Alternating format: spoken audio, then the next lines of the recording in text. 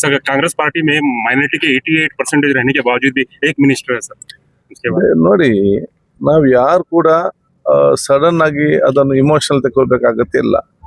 ಕಾಂಗ್ರೆಸ್ ಪಕ್ಷ ಮೈನಾರಿಟಿಗೆ ಸವಲತ್ತು ಮತ್ತು ಅವಕಾಶಗಳು ಕೊಟ್ಟದ್ದು ಅಷ್ಟು ಯಾರು ಕೂಡ ಮಾಡಲಿಲ್ಲ. ಬಹಳಷ್ಟು ಸಂದರ್ಭದಲ್ಲಿ ಮೈನಾರಿಟಿಸ್ಗಳು ಬೇರೆ ಪಕ್ಷವನ್ನು ನಂಬಿ ಕೆಲವೊಮ್ಮೆ ನಮ್ಮ ಕೂಡ ಮತ ಹಾಕದೆ ಬೇರೆ ಪಕ್ಷಕ್ಕೆ ಮತ ಹಾಕಿದವರು ಅಧಿಕಾರ ಪಡೆದುಕೊಂಡ ನಂತರ ಕೋಮುವಾದಿ ಪಕ್ಷದ ಜೊತೆ ಹೋಗಿದ್ದಾರೆ.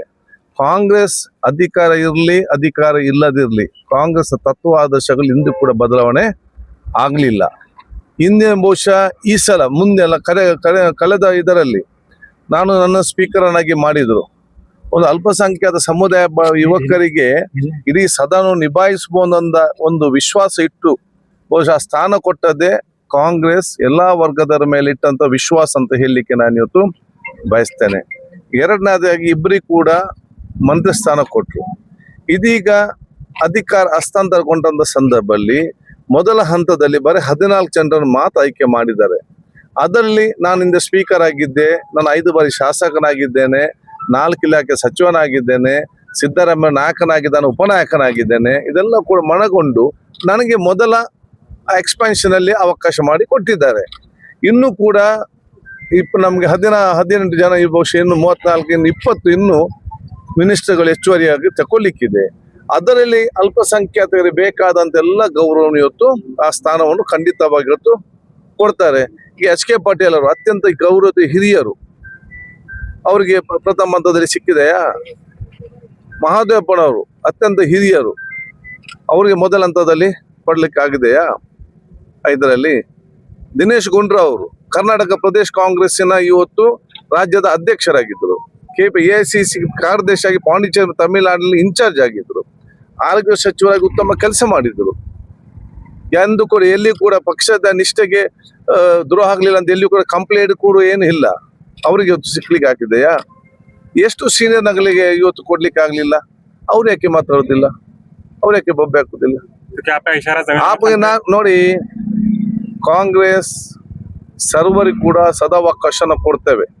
ನಾವು ಪ್ರಾಮಾಣಿಕತೆ ಮತ್ತು ಬದ್ಧತೆಯಿಂದ ನಿಷ್ಠೆಯಿಂದ ನಾವು ಇರುವಂತ ಕೆಲಸ ಇವತ್ತು ನಾವು ಮಾಡಬೇಕು. ಮತ್ತು ನಮ್ಮ ಸಮುದಾಯ ಮೇಲೆ ಇಟ್ಟಂತ ವಿಶ್ವಾಸ ನಾವು ಜಾಸ್ತಿ ಮಾಡಬೇಕು. ಇವರು ನಂಬಲಿಕ್ಕೆ ಸಾಧ್ಯ ಇಲ್ಲದಂತ ಪರಿಸ್ಥಿತಿಯನ್ನು ನಾವು ಯಾರು ಕೂಡ ಮಾಡಬಾರ್ದು. ನಮ್ಮ ಕಾಲಘಟ್ಟ ನಾವು ಎಲ್ಲಿದ್ದೇವೆ? ನನಗೆ MLA ಬೇಡ, ನನಗೆ ಮಂತ್ರಿ ನನಗೆ ಏನು ಬೇಡ, ನನಗೆ BJP ಸೋಲಿಸಬೇಕು, ಅದು ನಮ್ಮ ಮುಖ್ಯ ಗುರಿ ಇವತ್ತು ಆಗಿರ್ಬೇಕು. ನನಗೆ ಮಂತ್ರಿ ಸ್ಥಾನ ಬೇಡ, ನನಗೆ ಶಾಸಕ ಸ್ಥಾನ ಬೇಡ, ನಾನು ತಯಾರಿದ್ದೇನೆ, ನನಗೆ BJP ಸೋಲ್ಬೇಕು. ಯಾಕೆ? BJP ನಮ್ಗೆ ಮಾತ್ರ ಅಲ್ಲ, ಇಡೀ ದೇಶಕ್ಕೆ ಮಾರಕ. ಅದು ನಮ್ಮ ಮುಖ್ಯ ಗುರಿ, ಅದು ನಮ್ಮ ನಿಯತ್ತಾಗಿರ್ಬೇಕು. ಮತ್ತೆ ಸಿಕ್ಕಿದ್ರೆ ದೇವರು ಆಟೋಮ್ಯಾಟಿಕ್ ಅದನ್ನು ಕೊಡ್ತಾರೆ, ಪಕ್ಷ ಕೊಡ್ತದೆ. ಪಕ್ಷಕ್ಕಾಗಿ ಪ್ರಾಮಾಣಿಕತೆ, ನಿಷ್ಠೆ, ಬದ್ಧತೆ, ಪಕ್ಷದ ಕಷ್ಟದ ಕಾಲ ಇದ್ದಂತ ಸಂದರ್ಭ ಚುನಾವಣೆ ಎದುರಿಸುವ ಕಾಲಘಟ್ಟದಲ್ಲಿ BJP ಸೋಲಿಕ್ಕೆ ಪಕ್ಷದ ಪರವಾಗಿ ನಿಂತು ನಾವು ಹೋರಾಟ ಮಾಡಬೇಕು. ಅದು ನಮ್ಮ ಪ್ರಾಮಾಣಿಕತೆ, ಬದ್ಧತೆ ಮತ್ತು ವ್ಯಕ್ತಿತ್ವ, ಅದು ನಮ್ಮ ಸಮುದಾಯಕ್ಕೆ ಸಿಕ್ಕುವಂತ ಗೌರವ ಅಂತ ಹೇಳಿಕೆ ಬಯಸ್ತೇನೆ. ಸೊ ಮುಂದಿನ ದಿನಗಳಲ್ಲಿ ಅಲ್ಪಸಂಖ್ಯಾತರಿಗೆ ಬೇಕಾದಂತ ಎಲ್ಲಾ ಸ್ಥಾನಮಾನ ಗೌರವ ಹಿಂದೆ ಕೊಟ್ಟಿದೆ, ಈಗಲೂ ಕೊಡ್ತದೆ, ಇನ್ನು ಮುಂದೆ ಕೂಡ ಕೊಡ್ತದೆ. ಅದು ಕಾಂಗ್ರೆಸ್ ಅಲ್ಲದೆ ಬೇರೆ ಯಾರು ಕೂಡ ಕೊಡುದಿಲ್ಲ. ಅದನ್ನು ನೀವು ಅರ್ಥ ಮಾಡಿಕೊಳ್ಬೇಕು. सर इससे पहले आप स्पीकर के तौर पर थे, मिनिस्टर के तौर पर कैसा लगा सर आपको? ನಾನು ಹೇಳ್ದಲ್ಲ, चाहने वाले बहुत हैं जैसे कि अजमत पटेल है, दत्तू मूल के। ನೋಡಿ, ಯಾವುದೇ ಒಂದು ಹುದ್ದೆ ನಮ್ಮನ್ನ ಮೇಲೆ ತಕೊಂಡು ಹೋಗುದಿಲ್ಲ. ಯಾವುದೇ ಒಂದು ಅಧಿಕಾರ ನಮ್ಮನ್ನು ದೊಡ್ಡ ಜನನಾಗಿ ನಾವು ಮಾಡುದಿಲ್ಲ.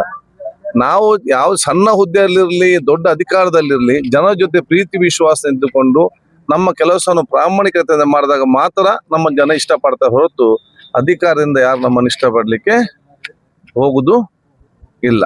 ಆದ ಕಾರಣ ಈ ಒಂದು ಅಧಿಕಾರ ಅದೊಂದು ಹುದ್ದೆ, ಒಂದು ಅಧಿಕಾರ ಮಾತ್ರ ಅಲ್ಲ, ಇದು ಲಕ್ಷಾಂತರ ಜನರ ಕನಸೇನಿದೆಯಾ, ಅವರೊಂದು ಅಪೇಕ್ಷೆ ಏನಿದೆ, ಮತ್ತೆ ಅವರ ನೋವಿನಲ್ಲಿ ಸಂದರ್ಭದಲ್ಲಿ ಅವರ ಪರವಾಗಿ ನಿಲ್ಲುವಂತ ಒಂದು ಜವಾಬ್ದಾರಿಯ ಸ್ಥಾನ, ಆ ಕೆಲಸವನ್ನು ಚೆನ್ನಾಗಿ ಮಾಡಿಕೊಂಡು ಕಾಂಗ್ರೆಸ್ ಪಕ್ಷದ ಗೌರವವನ್ನು ಉಳಿಸಿಕೊಂಡು ಸನ್ಮಾನ್ಯ DK ಶಿವಕುಮಾರ್ ಇಟ್ಟಂತ ವಿಶ್ವಾಸ, ನಮ್ಮೆಲ್ಲ ಹಿರಿಯ ನಾಯಕರು ಇಟ್ಟಂತ ವಿಶ್ವಾಸವನ್ನು ಉಳಿಸಿಕೊಂಡು ಮತ್ತೆ 2028ರಲ್ಲಿ ಮತ್ತೆ ಕಾಂಗ್ರೆಸ್ ಬರೋ ರೀತಿಯಲ್ಲಿ ನಮ್ಮ ಕೆಲಸ ನಾವು ಎಲ್ಲ ಜೊತೆಯಾಗಿ ನಾವು ಮಾಡ್ತೇವೆ.